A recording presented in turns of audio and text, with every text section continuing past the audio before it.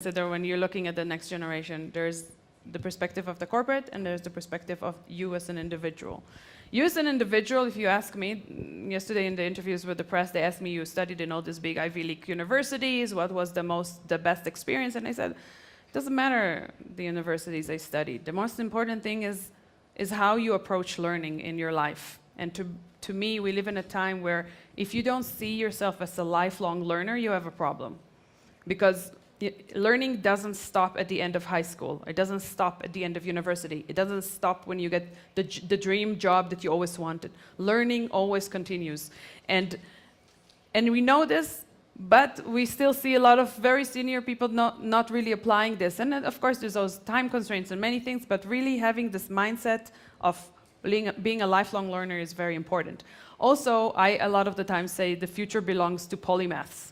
Because I think it's not just about being specialized in one thing. It's about seeing the connections of different things that are not connected. That, to me, is the future. This is how innovation happens.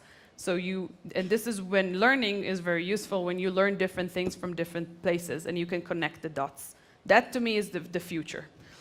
As far as organizations, I tell this a lot to companies. They tell me, oh, you talk about change, so what do we do to keep with change? And the answers to companies and to senior executives, in my opinion, is twofold.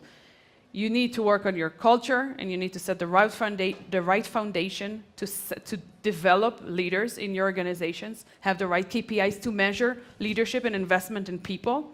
So human capital, and you also obviously have to keep up with technology. But both, not one or the other. And we know this